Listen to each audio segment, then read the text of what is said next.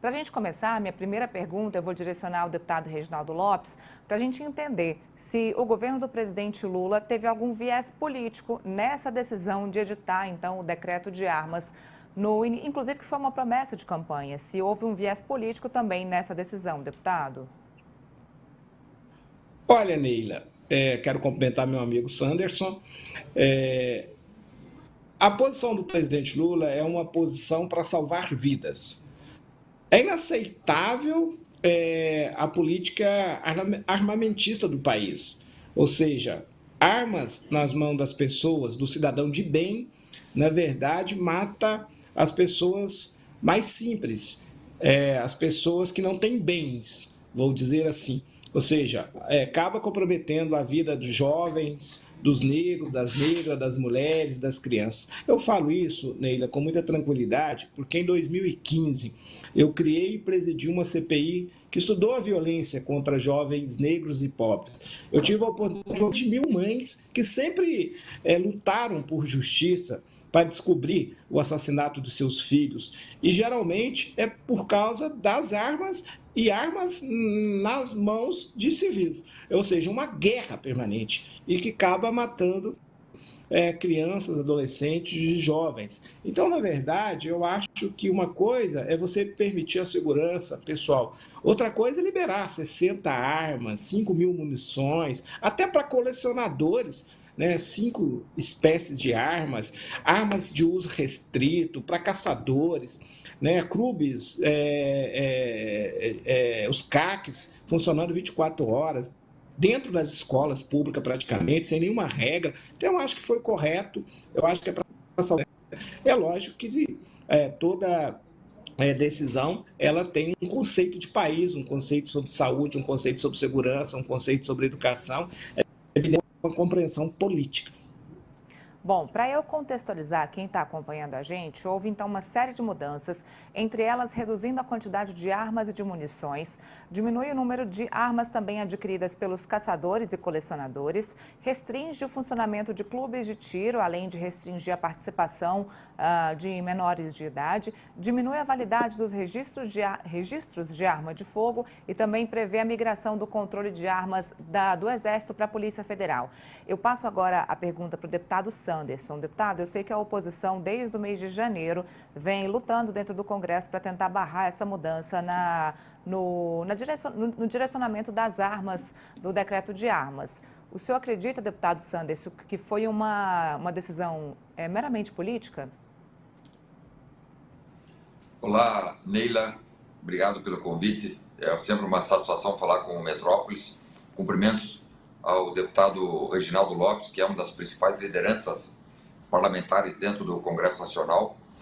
Mas dizer que, na nossa observação, tanto o decreto lá de janeiro, que foi editado no dia 1º de janeiro, aliás, nas primeiras horas do governo Lula, como esse agora editado no mês passado, são decretos que trazem consigo questões ideológicas, né? E nós não podemos acreditar que uma nação pode ser pacificada ou pode ter alguma chance de desenvolvimento quando um presidente da República olha e apresenta decretos com vieses ideológicos. Não vai ser assim que nós vamos pacificar o Brasil. Então, o decreto lá de janeiro, né, trouxe ali de forma muito clara, tanto que foi editado já os primeiros decretos apresentados, se não foi o primeiro, acho que foi até o primeiro decreto, foi o decreto contra as armas, e lá em janeiro, ainda na legislatura anterior, eu mesmo apresentei um projeto de decreto legislativo para que o Congresso analisasse e, analisando, tomasse uma medida, uma atitude, considerando que existe uma lei 6, Lei 10.826, aprovada, inclusive, no governo Lula, com o Congresso tendo participação e sancionado por Lula, inclusive, e essa Lei 10.826 foi desrespeitada em janeiro e agora muito mais ainda no último decreto. E eu digo desrespeitada porque, deputado Reginaldo, porque ela inova. O decreto não pode inovar. O decreto tem que apenas regulamentar as previsões legais. No último decreto, por exemplo, está sendo retirado do Exército Brasileiro o controle e o cadastramento dos CACs, das armas dos CACs, sendo transferido para a Polícia Federal. Isso é uma ilegalidade. Eu não vou entrar no mérito se é bom ou se é ruim, né? Eu, particularmente, tenho minha posição, porque eu conheço como atirador e conheço como policial federal. Conheço tanto o lado da fiscalização quanto o lado da prática do tiro esportivo. E a Polícia Federal, por sua vez, não tem condições materiais de receber mais uma tarefa, mais uma atribuição. São 10 mil homens para fazer o combate à corrupção, o enfrentamento ao narcotráfico, ao controle das fronteiras, e recebendo mais uma atividade administrativa que não tem nada a ver com uma atividade finalística, condicional da Polícia Federal, certamente as operações da PF serão alijadas. Já, por sua vez, o Exército possui 250 mil homens, possui 3 vezes mais o número de unidades sediadas do Brasil afora. A Polícia Federal tem apenas 100 delegacias, o Exército tem mais de 300 unidades. Então, nesse aspecto, já está extrapolando os limites da lei. Por outro lado, também inova quando estabelece um limite de 1.000 metros para os clubes de tiro funcionarem. Isso não está na lei.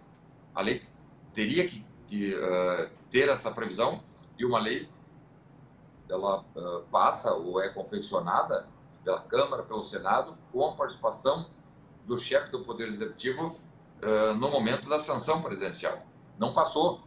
Por isso, achamos que tanto o decreto de janeiro, que já caiu por terra, porque o decreto novo é ainda pior, como esse decreto atual, precisam ser revisados pelo Congresso Nacional, se não no todo, deputado Reginaldo, mas em boa parte dele, fazer os ajustes. Claro, eu tenho toda a consciência que o presidente da República pode, muito bem, baixar decretos para regulamentar medidas que ele entenda compatíveis com a sua ideia de país. Não tem problema.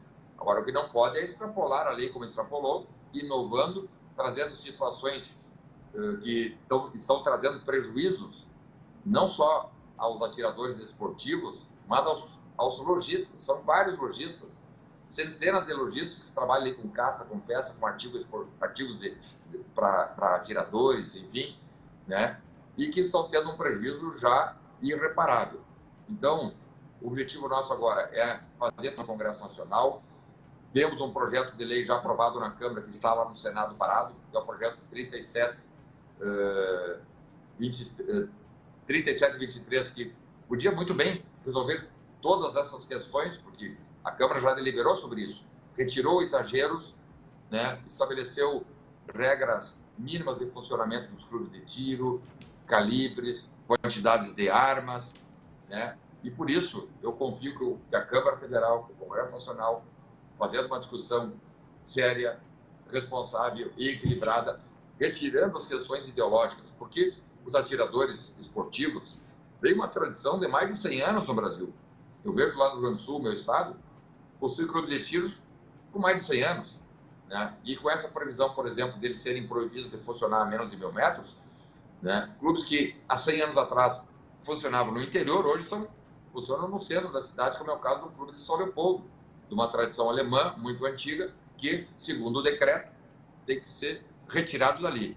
E por isso, não havendo prisão legal, porque as pessoas só devem ser obrigadas a fazer ou não fazer se existir lei nesse sentido. Não há lei nesse sentido, e aqui eu citei 2 pontos, então, que já merecem serem retificados pelo Parlamento através de PDLs que já tramitam, inclusive, na Câmara Federal para retificar os termos do decreto 11.615.